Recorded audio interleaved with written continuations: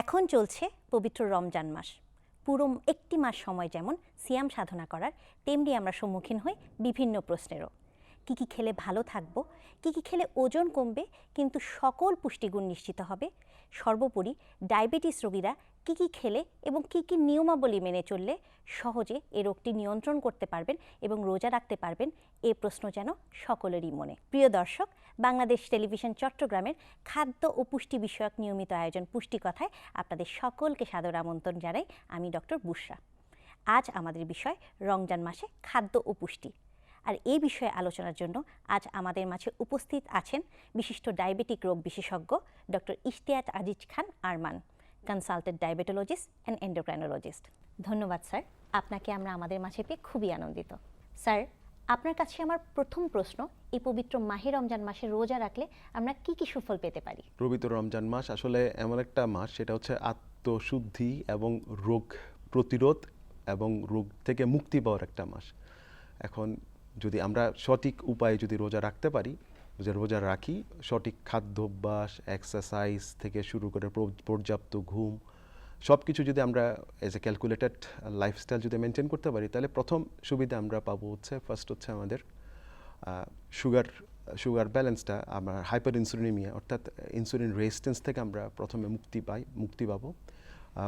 পর্যায়ক্রমে দেখা যাবে যে আমাদের আসলে ইনসুলিন দেওয়ার বা ওষুধ নেওয়ার প্রবণতাটা কমে যাবে। দ্বিতীয়ত হচ্ছে আমাদের ডিটক্সিফিকেশন স্টার্ট হবে, সেলুলার ডিটক্সিফিকেশন। আমাদের শরীরে প্রচুর টক্সিন তৈরি করে, প্রচুর ওয়াস্ট প্রোডাক্ট তৈরি করে, যেগুলো আমাদের সেলে জমা থাকে, সেটা আস্তে আস্তে করে সেটা ডিটক্সিফিকেশন ক্লিনিং হওয়া স্টার্ট করবে, অর্থাৎ কোষগুলো খালি হওয়া স্টার্ট করে। 2 number.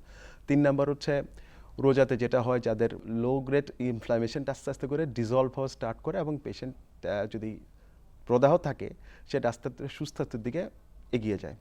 4 number, free of cost stem cell therapy. আমাদের শরীর প্রচুর স্টেম সেল তৈরি করতে পারে যদি আমরা অনেকক্ষণ না খেয়ে থাকি। এখন আমরা যদি এই না খেয়ে থাকার যে অ্যাডভান্টেজটা যদি আমরা উল্টা দিকে নিয়ে যাই, যদি আমরা হাই প্রসেস ফুড বা আল্ট্রা প্রসেস ফুড বা হাই কার্বোহাইড্রেট ডায়েট যেটা যদি ফুলফিল করতে পারি, তাহলে জিনিসটা আবার উল্টা দিকে চলে যায়, তখন আবার রোজার যে বেনিফিটটা আমরা আর পাবো না। 5 নাম্বার, যে সমস্ত পেশেন্টের এই ফ্যাটি লিভার ডিজিজ থাকে, তো ফ্যাটি লিভার ডিজিজ আসলে বেসিক্যালি আমরা কোনো ওষুধ আসলে মানে এলোপ্যাথিতে নাই, এমনিতেই নেই। এটার একমাত্র ওয়ে হচ্ছে কি, আমাদের লিভারের উপরে যে জমানো ফ্যাট সেটাকে ক্লিনিং করা। একমাত্র ক্লিন করতে পারে একটা থেরাপি, তার নাম হচ্ছে ফ্রি অফ কস্ট থেরাপি, তার নাম হচ্ছে পবিত্র রমজান মাসে 30 দিনের এই যদি যারা রোজা যদি রাখে, তাহলে 30 দিন বাদে তারা দেখবে যে হয়তো তার ফ্যাটি লিভার হয়তো যদি গ্রেড 3 বা গ্রেড 2 বা গ্রেড 1 থাকে, ঈদের পরে আলট্রাসোনোগ্রাম বা ফাইব্রো স্ক্যান করে যদি দেখে যে তার আসলে লিভারটা একদম ব্রাইট, একেবারে লাল টুকটুকে হয়ে যাবে। দ্যাট মিনস তার কোনো ফ্যাটি লিভার ডিজিজ আর থাকবে না। সেহরি ও ইফতারের খাদ্য তালিকাটি কেমন হবে? আমাদের কি কি খাওয়া উচিত এবং কি কি পরিহার করা উচিত? এখন সেহরি, ইফতার এবং মধ্যরাত 3টা ভাগে আমরা ভাগটা করি আসলে বেসিক্যালি। তো 3টা ভাগে ভাগ না করে যদি আমরা যদি 2টা মিল বা 1টা মিলের মধ্যে রাখতে পারি, সেটা বেস্ট। সুতরাং এটা হয়তো অনেক সময় অনেক পেশেন্ট পারে না। তো আমাদের টার্গেটটা থাকবে এটাই যে make food as a part of your medication, not medication as a part of your food. তো আমরা যদি ইফতারটা যদি এটা ক্যালকুলেটিভ ইফতার করতে পারি, আমরা যদি পর্যাপ্ত পরিমাণে ফাইবার, প্রোটিন এবং ফ্যাট যদি আমাদের ডায়েট চার্টের মধ্যে ইফতারের মধ্যে যদি ইনক্লুড করতে পারি, তাহলে এই জিনিসটা আমাদের জন্য সবচেয়ে যেটা দরকার, সেটা প্রচুর পরিমাণ ফাইবার দরকার শরীরের মধ্যে, প্রচুর পরিমাণে গুড প্রোটিন দরকার, গুড ফ্যাট দরকার, যেটা বডির সবচেয়ে বেশি দরকার। বডির মধ্যে সবচেয়ে কম দরকার কিন্তু কার্বোহাইড্রেট। ইফতারটা যদি শুধুমাত্র খেজুর, ডাবের পানি, বেলের শরবত বা লেমনেড ওয়াটার, পুদিনা পাতার শরবত, লেবু দিয়ে, মানে চিনি ছাড়া, চিনির বদলে আমরা স্টেভিয়া ইউজ করতে পারি। যদি আমরা এইটা ইফতারটা যদি এভাবে স্টার্ট করতে পারি এবং সেই সাথে যদি আমরা আরও প্রোটিন যদি অ্যাড করতে পারি, যেমন ধরুন গ্রিল ফিশ বা গ্রিল চিকেন, বা আমরা যে চনা বুটটা খাই, সেটা যদি আমরা মানে অয়েল দিয়ে না ভেজে যদি সিদ্ধ করে সালাদদের দিয়ে যদি খেতে পারি, তাহলে আমাদের পুরো একটা protein based, balanced, carbohydrate based সব কিছু আমার থাকবে। খেজুরে থাকবে কিছু কার্বস, গুড কার্বস, তারপরে সালাদে থাকবে, এদিকে প্রোটিনটা থাকবে হচ্ছে গ্রিল ফিশ, তারপর গ্রিল চিকেন, সেই সাথে এর সাথে আমরা ডিমও ইনক্লুড করতে পারি। মেবি একটা পেশেন্ট ইজিলি 2টা ডিম কুসুম সহকারে খেতে পারে, কিন্তু বাট কথা এটাই, মেবি প্রত্যেকটা জিনিসটা আসতে হবে from the source of the nature. Artificial বা আপনার নন অর্গানিক হলে আসলে হয়তো তার বডি তার সহ্য নাও করতে পারে, হয়তো জিনিসটা স্পাইক করতে পারে জিনিসটা। এই যে স্যার আমাদের মধ্যে একটা কালচার আছে যে পেঁয়াজু বেগুনি অথবা ছোলা খেয়ে থাকি আমরা ইফতারে, এগুলোতে আসলে কি ধরনের উপকারিতা বা অপকারিতা হতে পারে?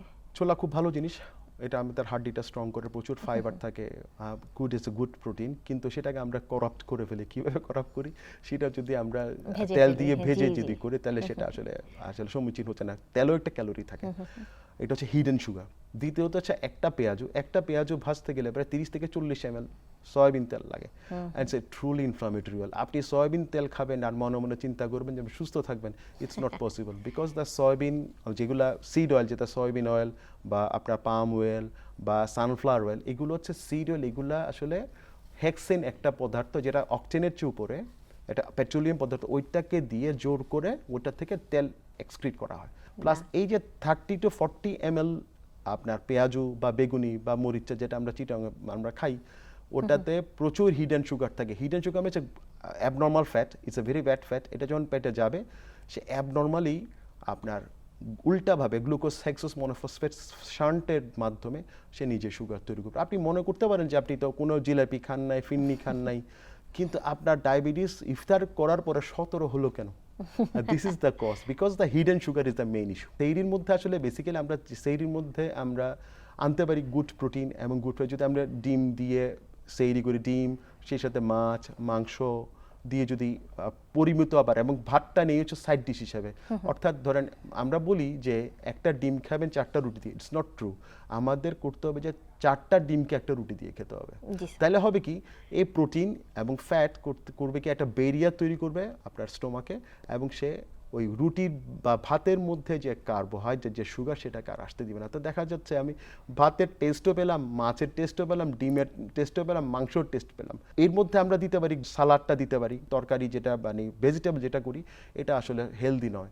আসলে আমাদের অল্প স্টাই ফ্রাই করা উচিত, বা আপনার সবচেয়ে বেস্ট হচ্ছে আমি যেটা করি, সালাদ আসলে আসলে কাঁচা খাওয়াটা দরকার, এবং সেটার জি স্যার। গুড নিউট্রিশনটা আসে, একদম ফাইবারও থাকবে, বিটা ক্যারোটিন থাকবে, ফাইটোনিউট্রিয়েন্টস থাকবে, সব কিছু আসবে। অনেক সময় দেখা যায় রমজান মাসে পানির ঘাটতি পূরণ হয় না, আসলে রোজা রেখে কি পরিমাণ পানি আমাদের পান করা উচিত? আমাদের আসলে পানিটা খুবই এসেনশিয়াল ম্যাটার। আমাদের পানিটা ধরেন একটা পেশেন্টের রমজান মাসে দরকার হচ্ছে 1.5 লিটার থেকে 3 লিটারের মতো পানি দরকার। এখন আমরা যখন ধরেন ইফতার করতে বসেই, আর পানিটা খাওয়া দরকার হচ্ছে স্লোলি। আমরা যদি গট গট করে 3-4 গ্লাস পানি প্রথম দিকে খেয়ে ফেলি, আমাদের তো আপনি জানেন ডাক্তার হিসেবে, আমাদের তো আপনার ইসোফেগাস ওরকম স্ট্রেট লাইন নয় যে আমি দিলাম টুক করে ঢুকে গেল, এরকম কোনো কিছু না। জি স্যার। কার্ব আছে, অনেক কিছু পেটে যাবে, তো এইটা পেটের মধ্যে অসম্ভব একটা লোড পড়ে যায়। তো আমরা পানি খাবো, সেটা স্লোলি খাবো। যেমন ধরেন আমরা দেখি যারা গরু ছাগল পানি খায় বা পাখিও পানি খায়, সেটা কিন্তু খুব স্লোলি মুখে কিছুক্ষণ নিয়ে আসতে দিলে সে টিগুটটা দেয়, কিন্তু আমরা জি স্যার। হঠাৎ করে খেয়ে ফেলি, এটা সবচেয়ে বড় প্রবলেম। তো নিয়ম হচ্ছে ইফতারিতে আমাদের পানি দরকার হচ্ছে স্লোলি 2 গ্লাস, তারপর হচ্ছে আপনার তারাবির নামাজের সময় হচ্ছে 2 থেকে 3 গ্লাসের মতো, যদি সে আসলে তৃষ্ণার্ত থাকে according to its thirst demand. তারপর হচ্ছে ঘুমানোর আগে মিনিমাম 1 গ্লাস, আর সেইরির সময় 2 গ্লাস, মোট থেকে 4 থেকে 5 গ্লাস পানি তার প্রতিদিন তার ওয়াটার ব্যালেন্সটা রক্ষা করার জন্য দরকার। কি ধরনের পানি জাতীয় খাওয়া উচিত, পানি জাতীয় দ্রব্য খাওয়া উচিত? যেমন আমরা ওয়াটার কন্টেনিং ফ্রুটস যেগুলো আছে, এগুলো আসলে বেশি করে খেলেই আমার মনে হচ্ছে সবচেয়ে বেটার, কারণ এটার মধ্যে প্রচুর লুকায়িত পানি থেকে, that water is truly alkaline. যে রসুল্লাহ সাল্লাহ আসলাম যেটা করতেন সেটা হচ্ছে উনি খেজুর খেতেন, একটা স্যান্ডউইচ করে, মানে খেজুরের বিচিটা সরিয়ে এর মধ্যে একটা আপনার শশাটা দিয়ে দিতেন। তো দুইটার আমরা যে সায়েন্টিস্টরা এটা দেখলাম যে আসলে ওটা খাওয়ার পরে যে ওই শশা এবং খেজুরের যে পানি, সেটাতে প্রচুর হিডেন ওয়াটার থাকে, এবং সেটা ট্রুলি অ্যালকালাইন, এবং সেটা আপনাকে টোটালি থার্স্ট হতে দিবেন। আর দ্বিতীয়ত যেমন ধরেন যে আপনি যে ওয়াটার কন্টেন্ট, যেমন যে আঙ্গুর আছে, পেঁপে আছে, তারপর হচ্ছে আনারস আছে, পেয়ারা আছে, It's truly amazing, and it have the power to reverse your diabetes. It's truly. Sir, আজকের দিনের সবচেয়ে গুরুত্বপূর্ণ প্রশ্ন, ডায়াবেটিক রোগীর খাদ্য তালিকা কেমন হওয়া উচিত এই রমজান মাসে? তারা সেহরি এবং ইফতারে কি কি খাবেন? আসলে রমজান মাসের খাদ্য তালিকা হওয়া উচিত হচ্ছে আসলে বডি অ্যাজ পার বডির ডিমান্ড। এখন অ্যাজ পার বডি ডিমান্ড যদি আপনি চিন্তা করেন, তাহলে হচ্ছে আসলে বডির কার্বোহাইড্রেটের পরিমাণ দরকার হচ্ছে খুবই কম। বডির দরকার হচ্ছে গুড ফ্যাট এবং গুড প্রোটিন। এখন রমজান মাসের খাদ্য তালিকার মধ্যে ফ্রুটস থাকতে হবে তার ভেরি মিনিমাম অ্যামাউন্ট, লাইক তার একটা সার্ভিং প্লেট থাকবে, প্লেটের মধ্যে হয়তো তার কার্বোহাইড্রেট লোড থাকবে হচ্ছে 20 থেকে 25 গ্রাম। তার ওই ফ্রুটসের মধ্যে থাকবে হচ্ছে একটা কলা, একটা আপেল, খেজুর, তারপরে একটা সামান্য কিছু আনারস তার মধ্যে দেওয়া যেতে পারে, এটা ওইটা। তারপর দ্বিতীয়ত হচ্ছে তার খাবার মধ্যে বৈচিত্র্য আনতে হবে, যে তার আসলে ওই কার্বোহাইড্রেটটা যতটুকু কমানো যায়, তার প্রত্যেকটা এই যে ইয়ার মধ্যে ইফতার এবং সেইরির মধ্যে তার প্রোটিন এবং ফ্যাটের পরিমাণ যে একটা মানে ভালো অ্যামাউন্টের মধ্যে থাকে, সেটা তার মধ্যে তার অয়েলটা থাকতে হবে, যে রিজেনারেটিভ অয়েল যেগুলো আমরা বলি, যেমন extra virgin olive oil, extra virgin coconut oil, ইভেনকে ঘি, বাটার, অথবা যেটা তেল দিয়ে রান্না করে। একসময় আমরা রান্না করতাম, কালচারটা অনেক পেশেন্ট এখন ভুলে গিয়েছে, যে সরিষার তেলও রান্না করলেও কিন্তু মোটামুটি বডি গাটটা ইরিটেট হয় না। তার যে আপনার পেপটিক আলসার সমস্যা বা আপনার হাইপার অ্যাসিডিটি প্রবলেম, সেটাও কিন্তু এটাতে এই ডায়েটের মধ্যে ডিজলভ হয়ে যায়। প্লাস আপনি যদি ডায়েটটার মধ্যে যদি আপনি মানে ফ্যাট এবং প্রোটিন বেসড ডায়েটটা যদি ফলো করেন, তাহলে দেখা যাবে যে তার সারা দিন তার খিদাও লাগবে না, আর খিদা না লাগলে হবে কি তার সুগার সাইকেলটা ইনঅ্যাক্টিভ হয়ে যাবে। অনেকেরই প্রশ্ন থাকে, ডায়াবেটিক রোগীরা কি কোনো মিষ্টি ফল খেতে পারবেন ইফতারের সময়? যেমন অনেকে একটি খেজুর খেতে চান, আবার কেউ যদি তরমুজ, বেল, আপেল এসব খেতে চান, তাহলে কি পরিমাণে খেতে পারবেন? মিষ্টি ফ্রুটসের মধ্যে অনেক মানুষের কনফিউশন আছে। তবে মিষ্টি ফ্রুটসের মধ্যে প্রত্যেকটা ফ্রুটসের মধ্যে কার্বোহাইড্রেট লোড দেওয়া থাকে। যেমন সবচেয়ে যেগুলো সবচেয়ে বেশি মিষ্টি ফ্রুটস, এগুলোর মধ্যে কার্বোহাইড্রেট লোড সবচেয়ে বেশি হয়। তো একটা পেশেন্ট মিষ্টি ফ্রুটস খাওয়া যাবে, তবে সেটা হচ্ছে তার লিমিটেড অ্যামাউন্ট। একটা তার সার্ভিং প্লেটের মধ্যে থাকতে হবে যে একটা আপেল, একটা কলা, তারপর হচ্ছে কিছু আঙ্গুর, তারপর হচ্ছে তরমুজ, সামান্য কিছু তরমুজ এবং সামান্য কিছু পেঁপে। কিন্তু ওটার তো প্রত্যেকটা এইগুলোর মধ্যে কিছু সালাদ জাতীয় আইটেম থাকাটা খুব জরুরি দরকার, কিছু নাটস থাকাটা দরকার। কিসের জন্য? বিকজ প্রত্যেকটা ফ্রুটসের মধ্যে ফ্রুক্টোজ থাকে, সেটা যে কোনো সময় সুগার স্পাইক করতে পারে। সেই স্পাইকটাকে ডিজলভ করতে গেলে ইউনিট সাম সালাদ, যেমন আপনি গাজর দিতে পারবেন, আপনি বিটরুট দিতে পারবেন, শসা দিতে পারবেন, শসা ওটার মধ্যে কিছু নাটস দিবেন। নাটস দেওয়ার পরে এরপরে আপনি ওটার সাথে একটা ডিম দিতে পারবেন। তো এই যে প্রোটিন, নাটসের যে প্রোটিন, ডিমের যে প্রোটিন অ্যান্ড ফ্যাট, সেটা যে সুগারটাকে স্পাইক করতে দিবে না, সেটা করবে কি স্টোমাকের একটা ব্যারিয়ার তৈরি করবে। এবং মানুষের একটা ভুল ধারণা আছে, আমি আম খেলাম আমার সুগার বাড়লো। হ্যাঁ, একা আম খেলে কিন্তু সুগার বাড়তে পারে যদি তার ফ্যাটি লিভার ডিজিজ থাকে। তো সেটাকে যদি আমি ঠিকঠাক করতে চাই, তাহলে অবশ্যই তার সাথে কিছু সালাদ, কিছু গুড প্রোটিন, কিছু গুড ফ্যাট আমার সাথে, এবং সেই সাথে গ্রিল ফিট এবং গ্রিল চিকেনও অ্যাড করা যায়। একটা পেশেন্টের এখন এমএনএ ডায়াবেটিক আছে, লেটেস্ট আপডেট হিসেবে দেখা যাচ্ছে যে প্রত্যেকটা ডায়াবেটিক পেশেন্টের 1 to 6 to 1 to 8 gram per KG body weight per day সে প্রোটিন সে খেতে পারবে। এখন যদি তার একটা পেশেন্ট যদি 70 কেজি ওজন হয়, তাহলে কত গ্রাম সে প্রোটিন খেতে পারে? It's very big amount. তো এইটা যদি এই ডায়েটের মধ্যে চলে আসে, তাহলে দেখা যায় যে তার সতর্কর মধ্যে থাকতে হবে। একটা জিনিস সতর্কতার কি, তার হয়তো তার প্রচুর পরিমাণে ইনসুলিন লাগতেছে, এত কিছু খাওয়ার পরে যদি তার ডায়াবেটিস নীল হয়ে যেতে পারে, হয়তো এটা স্বাভাবিক। কেন? তার ইনসুলিন রিকোয়ারমেন্টস তখন আর লাগবে না, হয়তো তার বারে কিন্তু তার বারবার কিন্তু সুগারটা পরীক্ষা করতে হবে। অবশ্যই স্যার। এবং এভাবে করে কিন্তু ডিম অথবা চিকেন যদি আমরা অ্যাড করি সালাদে, এটা খেতেও কিন্তু স্যার অনেক মজা। অসম্ভব। সেই সাথে আপনি চিকপিসও অ্যাড করতে পারেন। জি স্যার, জি স্যার। স্যার, অনেকের প্রশ্ন থাকে, ইফতারে ডায়াবেটিক রোগীরা কি ট্যাং অথবা রু আফজা জাতীয় কোনো মিষ্টি জুস খেতে পারবেন নাকি? এতে কি ক্ষতি হওয়ার সম্ভাবনা থাকে? এক পাতা সিভিড বানাইতে কতটুকু আসলে কমলা লেবুর প্রয়োজন? প্রায় 20 থেকে 30টা। এটা সম্ভব আপনি কিনতে পারবেন, ওটা কিনতে পারবেন না। তো এইটা আমরা ট্যাং যেটা বানিয়েছে, সেটা এখানে কি আছে? সুগার আছে। 1 গ্লাস ট্যাংয়ের মধ্যে প্রায় আপনার 20 থেকে 18 চা চামচ চিনি থাকে। 2 নাম্বার, তার মধ্যে কিছু প্রিজারভেটিভস, কালার, যেগুলা প্রত্যেকটা জিনিস আমাদের লিভার এবং সেলের জন্য খুবই টক্সিক। আমরা খাচ্ছি, স্বাদটা পাচ্ছি খুব মজা, কিন্তু সেটা আমাদের লিভারে গিয়ে প্রচণ্ড পরিমাণে একটা গ্লাইসেমিক লোড পড়ে যায় এবং সেটার এই ট্রায়াঙ্গুলার গ্লাইসেমিক ইন্ডেক্স কিন্তু প্রায় 52 to 65। একটা এই সময়টা প্যানক্রিয়াস থাকবে ঘুমায়, তাকে আমরা শুধু আমরা ইরিটেট করে, তাকে আরও ইরিটেট করে আরও ইনসুলিন আরও সিক্রেশন করিয়ে তাদেরকে আরও মানে তার বডিকে আরও খারাপের দিকে নিয়ে যাচ্ছে। ধরেন তার ইনসুলিন লাগতেই না, হয়তো দেখা যাবে যে ঈদের পর থেকে তাকে সারা জীবন ইনসুলিন লাগতে হচ্ছে। স্যার, অনেক সময় দেখা যায় রমজান মাসে আমাদের ওজন বেড়ে যাচ্ছে, এমনকি ডায়াবেটিক রোগীদেরও ওজন বেড়ে যাচ্ছে। এটি কিভাবে নিয়ন্ত্রণ করা যায়? ওজন নিয়ন্ত্রণ করা একটা বিশাল বড় মানে অসুবর্ণ সুযোগ হচ্ছে রমজান মাস। এই সময় হচ্ছে আমাদের 3টা হরমোন আছে আমাদের আসলে যেটা ওজন নিয়ন্ত্রণ করে। এটা হচ্ছে ইনসুলিন, আর 2 নম্বর হচ্ছে লেপটিন, 3 নম্বর হচ্ছে গ্রেলিন। আমরা যখন সারাদিন না খেয়ে থাকি, প্রায় 16 ঘন্টা না খেয়ে আছে আমি এখন রমজান মাস, ইফতারে তো স্বাভাবিক এখন আছে আমাদের খিদা লাগে, খুব প্রচণ্ড খিদা, তখন আমাদের স্টোমাক করবে কি, গ্রেলিন হরমোনটা সিক্রেশন করবে। তো এখন গ্রেলিন হরমোনটা সিক্রেশন করলে আমাদের তো প্রচুর খেতে হচ্ছে। তো খাওয়ার সময় যদি আমরা চনাবুট, পেঁয়াজু, বেগুনি, হালিম, স্যান্ডউইচ বা ডিম পরোটা এগুলো যদি দিয়ে খাই, তাহলে হচ্ছে এখানে সুগার সাইকেলটা অ্যাক্টিভ হয়ে যায়।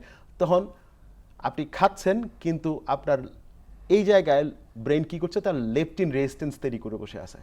আপনি খাচ্ছেন লেপটিন, আপনি খাওয়ার পরে তো ব্রেন বলবে যে আপনার পেট ফুলফিল হয়ে গেছে, আর কিছু দেওয়া দরকার নেই, কিন্তু এরপরে তো আপনার খাওয়াটা বন্ধ হচ্ছে না। তো এইদিকে আবার গ্রেলিনা মেকানিজম চালু, এইদিকে লেপটিনটাকে আমরা অফ করে রাখলাম। তাহলে হচ্ছে কি আলটিমেট সাইডে হচ্ছে আমার হাইপার ইনসুলিনিমিয়া হয়ে গেল, গ্রেলিন হরমোনও বাড়লো, লেপটিনের পরিমাণ কমে গেল, এবং আমাদের ঈদের পরে দেখা যায় 4 থেকে 5 কেজি ওজন আমাদের বেড়ে গেছে। জি স্যার। স্যার, এটা আসলে আমরা কিভাবে নিয়ন্ত্রণ করতে পারি? এখন আমরা আসলে এখানে এক্সারসাইজের কথা তো বলতে হবে ফার্স্ট। রোজার মধ্যে আসলে এক্সারসাইজ হচ্ছে একটা বিশাল বড় একটা এফেক্ট হচ্ছে ওজন নিয়ন্ত্রণ করার বিষয়।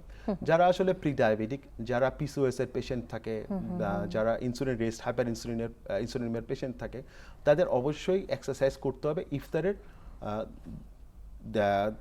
কিছুক্ষণ আগে 20 থেকে 30 মিনিট আপনাকে ব্রিক্স একটা সামান্য একটা ওয়ার্কিং করবে, তাহলে তার ইনসুলিন রেজিস্ট্যান্সটাকে ব্রেকডাউন হওয়া স্টার্ট করবে ফার্স্ট। দ্বিতীয় হচ্ছে তার ইফতার যদি আসলে ক্যালকুলেটিভ ফর্মে যদি ইফতার করে, আপনার গুড ফাইবার, গুড ফ্যাট এবং গুড প্রোটিন এবং এগুলা দিয়ে যদি সে ইফতারটা সম্পন্ন করে, তাহলে দেখা যাবে যে তার আপনার সুগার ক্রেভিংটা অনেক কমে যাবে, এবং তার যে ডিজায়ার্ড এফেক্ট, যেটা যে এক্সারসাইজের যে এফেক্ট, সেটা দেখা যাবে যে তার ফুলফিল হয়ে গেছে টোটালি। অর্থাৎ তার দেখা যাবে যদি হাই ব্লাড প্রেশার থাকে, সেটা উইদাউট ব্লাড প্রেশারের মেডিকেশন তার প্রেশার কন্ট্রোল হয়ে যাবে। যদি তার ডায়াবেটিসের ওষুধ যদি খেয়ে থাকে, পরীক্ষা করে দেখুক, দেখা যাবে যে ইফতার যদি high protein high fat diet দিয়ে যদি ইফতারটা করে, দেখবে যে নাস্তা করে ইফতারের 2 ঘন্টা পরে দেখা যাবে যে তার সুগার আর স্পাইক করেনি, হয়তো তার ইনসুলিনের ট্যাবলেটের দরকার নেই গেল। ইফতারের পরে প্রত্যেকটা পেশেন্ট, ডায়াবেটিক হোক, নন ডায়াবেটিক পেশেন্ট হোক, বা পিসিওএস এর পেশেন্ট হোক, বা যাদের টিউমার আছে, ফাইব্রয়েড আছে, তারা করবে কি 1.5 ঘন্টা এক্সারসাইজ করবে। তার মধ্যে এক্সারসাইজ থাকবে, তো এক্সারসাইজের মধ্যে সুইমিং থাকতে পারে, তার মধ্যে থাকবে ওয়াকিং থাকতে পারে, ওয়েট লিফটিং থাকতে পারে, কার্ডিও থাকতে পারে, তারপর রেজিস্ট্যান্স ট্রেনিং থাকতে পারে, অ্যান্ড দিস ইজ মাস্ট। তাহলে হচ্ছে যে আপনি যে উদ্দেশ্য নিয়ে রোজাটা করলেন, আপনি যে ডায়েটের মধ্যে রাখলেন good fibre, good fat and good protein, সেটা আপনাকে দুর্বল হতে দিবে না এবং আপনাকে তৃষ্ণার্ত বানাবে না। তারপরে আপনার ঘন ঘন আপনার যে অজু করার প্রবণতা, যেটা আপনি তারাবি নামাজে গিয়ে বসলেন, কিন্তু আপনি রোজা রাখতে মানে অজুটা রাখতে পারতেছেন না, সেটাও ডিজলভ হয়ে যাবে গেল। তারপর 3 নাম্বার বিষয় হচ্ছে আপনি সেহরির যদি কিছুক্ষণ আগে, অন্তত আমরা সকালে মর্নিং ওয়াকটা করি, সকালবেলা যে মর্নিং ওয়াকটা যদি সেহরির আগে যদি 20টা মিনিট যদি একটু হাঁটতে পারি, তাহলে দেখা যাবে যে আসলে আমার আর ওষুধ খাওয়ার আসলে বেসিক্যালি কোনো দরকার নেই। স্যার, অনেক ডায়াবেটিক রোগী রাতের খাবার খেতে চান না ইফতারের পর, এর কি কোনো অপকারিতা রয়েছে? বেসিক্যালি আমাদের ইফতার এবং সেহরি এই দুইটাই মিলেই হচ্ছে আপনার ডায়াবেটিক মিল প্ল্যান। এখন এর মধ্যে রাতের খাবার কাদের খেতে ইচ্ছা করে, আসলে ফুড ডিমান্ড করতেছে বডি কিনতে, সেটা দেখার একটা বিষয় আছে। তার মধ্যে তার বাসায় মেশিন আছে, ডায়াবেটিক পেশেন্টে ইফতার করার 2 ঘন্টা পরে যদি দেখে যে ডায়াবেটিস 10, 11, 12, 13 হয়ে বসে আছে, তাহলে সে যদি আবার লোড দেয় খাওয়া খায়, তাহলে তো সেটা ঠিক হচ্ছে না। আর প্লাস যে আমি খাবো কি খাবো না হচ্ছে আমার এটা এভিডেন্স বেসড, অর্থাৎ আমার শরীর কি বলছে সেটা দেখতে হবে। যে আমার বাসার মধ্যে প্রচুর খাওয়া দাওয়ার আইটেম আছে, ওটা দেখে যদি আমি উদ্বুদ্ধ হয়ে যদি 1-2টা খেয়ে বসে থাকি, সেটা আমার জন্য একটা ডিজাস্টার হতে পারে। আর যে কোনো পেশেন্ট প্রত্যেকটা ডায়েটের সাথে আপনার যে ট্রিটমেন্ট রেজিমেন্টটা আপনার সমন্বয় করাটা খুব জরুরি দরকার। এটাতে সমন্বয় যদি আমরা না করি, তার হতে পারে 2টা জিনিস হতে পারে। ফার্স্ট জিনিস হচ্ছে তার সুগার নীল হয়ে যে কোনো সময় অ্যাক্সিডেন্ট করতে পারে। 2 নাম্বার হতে পারে তার হাইপারগ্লাইসেমিক এপিসোড আসতে পারে, অর্থাৎ ডায়াবেটিস ইভেন দো হাইপারগ্লাইসেমিক যে ক্রাইসিস যেগুলো আছে সেগুলোতে টার্ন আপ করতে পারে। তো সুতরাং এইগুলার এই 2টার জিনিস একটা যদি হয়, তাহলে it's a very expensive to maintain this one. মধ্যরাতে যেটা খাওয়া, মানে সেহরির আগে যে খাওয়া, সেটা খাওয়া আসলে আমি কোনো মতো অ্যাডভাইস করি না যদি তার ওই রকম ইপিসোড, হাইপোগ্লাইসেমিক ইপিসোড আসে। যদি তার ব্লাড সুগার যদি কোনো কারণে আপনার সাথে মানে 5-এর নিচে চলে আসে, তাহলে তার কিছু পরিমাণ প্রোটিন, কিছু পরিমাণ সালাদ তার খাওয়াটা দরকার। ধন্যবাদ স্যার আপনার গুরুত্বপূর্ণ বক্তব্য আমার দর্শকদেরকে দেওয়ার জন্য। কথায় কথায় আমরা অনুষ্ঠানের একদম শেষে চলে এসেছি। পরবর্তীতেও এমন গুরুত্বপূর্ণ কিছু বিষয় নিয়ে আপনাদের সামনে হাজির হব এই প্রত্যাশায় আজ এখানেই বিদায় নিচ্ছি।